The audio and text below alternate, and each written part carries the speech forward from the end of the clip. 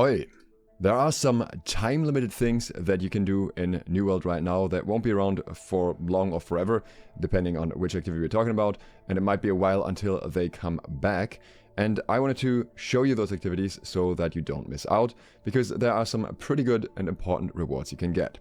The first one, especially if you're a returning player or a new player, or also if you haven't done them in a while, are the mutated expeditions. The reason I'm saying that is because in a specific case here with the Empyrean Forge, there's actually a new item added to the Empyrean Forge, a new artifact. So we're going to talk about the Starstone Barrows, Tempest Heart, and Empyrean Forge. These are all active this week still for a couple of days, and you can get artifacts from them, which are very, very strong in the current meta from at least two of these. The artifacts in question are, first of all, Bloodrinker, which comes from Starstone Barrows. As you can see, I only got this on this character recently. Very strong artifact, especially if you're planning to play Catacombs. It was also buffed this season. The base damage reduction is minus 20% now, and you also get an additional benefit if the target is diseased. The base damage reduction is only 15%. So I think this is very worth having now due to the 25% lifesteal from all sources, including AoE, and then also having the increased lifesteal of 5%. So especially if you're just starting out with Catacombs and you maybe don't have the leeching set up in another way, and you want to solo queue, this is an excellent option to have. It is very, very good for soloing any kind of world bosses and so on. Most of you are probably aware of this, but this is one that you absolutely want to have in your arsenal for various different things and various different playstyles. And as you can see, also one of the first ones that I upgraded to 790 for exactly the same reason. Additionally, you have two artifacts from Forge that are very strong at the moment. The first one is Inferno. Now, Inferno, in my opinion, is just about as good as it gets as an offhand artifact, since it just gives you 15% extra damage when hitting a target within 15 meters, and this applies for your main hand weapon. So even if you're not a mage player at all, you can utilize this to amp up the damage of your main hand outright, and that is how I usually use it. This can be used both in PvP and in PvE. Particularly in PvE, it's very, very popular, and it's stronger than Finisher now for rapier builds, so a lot of people are going to take advantage of that. Along with that, in PvP it also has some great uses, and it does scale a bit weaker than a traditional fire staff because it scales strength and int B, which means it's not quite as effective in a strength build or in a pure int build, because you kind of want to split half-half, which is not really good for your main hand weapon.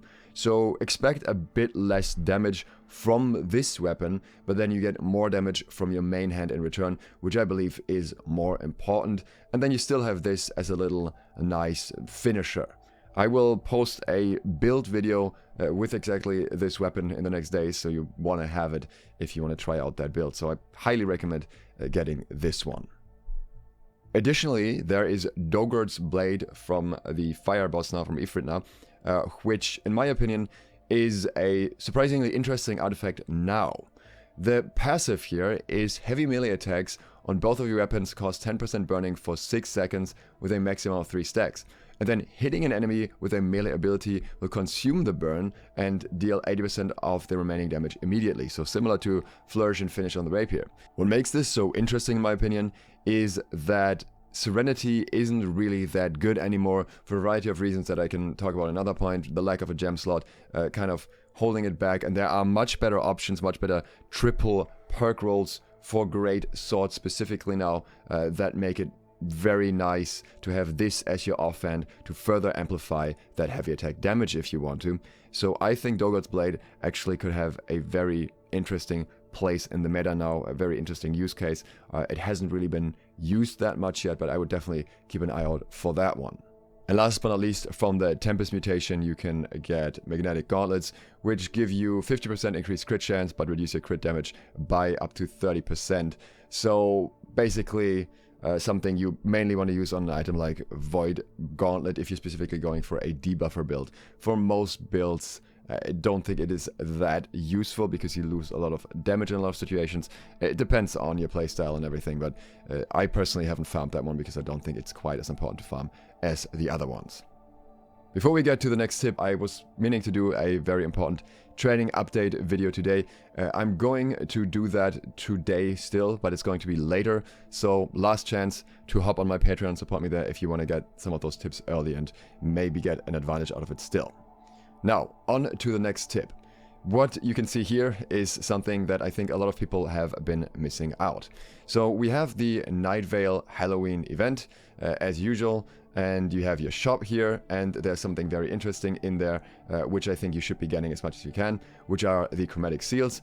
Only cost you 8 Nightveil tokens, which are incredibly easy to get, and yeah, Chromatic Seals at the moment in very high demand, and you can only get so many faction tokens per day easily. Slows down a lot after a while, so this is a very nice way to get some additional ones. You can make a lot of gold with that if you craft them into charms, so absolutely should be getting them no matter what, really. There's no reason not to, and you can make this a lot easier for yourself. So with the tokens, what you want to do is you don't want to just go straight to the kiln and throw them in, or at least don't open them yet. Instead, if you kill the boss just a couple of times, you will get these costumes. You want to turn them on, you want to use one of those costumes, and then you want to collect these baskets. And I'm going to show you a little quick route just around Brimstone Sands here. You start up the top, like right to the eastern entrance, and you get the first one there. Then you move over here just to the inn, and inside of the inn, just around here, there is another one. So we got 2. And the third one is a bit further down, right next to that storage shed, I believe it was. Somewhere around here. Yep, there we go. Then we got another basket down here. And then there is a last basket up here. I think this is a very quick and easy loop you can do to get the candies, and you want to do that at least once, and you don't worry about the gear that you get from it. What we are after here are specifically the candies. And you'll see we have a couple of each candy now. The Lost Black Licorice is going to be interesting as well. Keep that for now, keep that in mind, because it has a crafting bonus and whatnot. But what we are actually after are the Ancient Grizzly Gummies. And the reason that we're after these ones is they give us a bonus. So if we use this, we get a 5-minute buff here. Can't stop thinking of candies. And now I'm going to pop in my Ichor here. And you can see I get my 1 token from that. But now I get a cache for the Nightveil Cauldron. And if I open that, I now get a significantly higher amount of tokens than I normally would. I got unlucky here, I just got 14, but you can get 20 as well. You can get 26 as well, I think is another roll. There's a few different rolls you can get. This was the lowest one. But either way, this way you double the candy that you would have gotten, or tokens you would have gotten, and it makes the whole thing a lot quicker and more effective. And you only need to kill the boss a handful of times, really, to get all the rewards. Also, if you're after these skins here as well, then keep in mind these are not just available from the shop here, but they can also roll from the caches that you open if you're lucky. Like this one, for example, for me, came from the caches. As such, I wouldn't buy any of these skins until you have enough tokens to open most of them at least, because when you open those chests, you might end up just getting one of these skins beforehand, and then you have to farm a little less. Also, keep in mind that you don't have to do it the way that I just did it as an example. You can literally just farm these first here, the caches, or the Ichor, stack it up, and then throw them all in, or keep all the caches that you get out of it. I think the token that you get from this is always 1.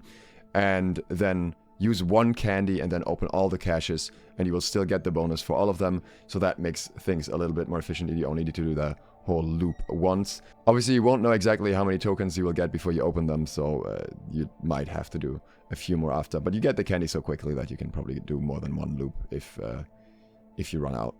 And last but not least, there's also a funny little bug here. You can see Springtide Crumble currently provides you with 52 Constitution. This scales with your level, and that's why it's higher than 48 now. So it's better than any max stat food. And this is kind of relevant because it does allow you to reach higher capstones, since you can do an additional capstone. Like you could, for example, if you pop this, have 25 int along with the other ones, which you can otherwise only reach with Old Crown or with the attuned leather pants. So this is just a little trick that I'm not expecting to last very long. I think it's more funny than anything, but I'm expecting that to be fixed relatively soon. That's all for now. If you enjoyed this video, consider subscribing and clicking the bell. And again, major trading tip and farming tip coming later. If you want to get that early, then feel free to support me on Patreon. Thanks to all of my patrons who I do exactly that. And thank you for watching.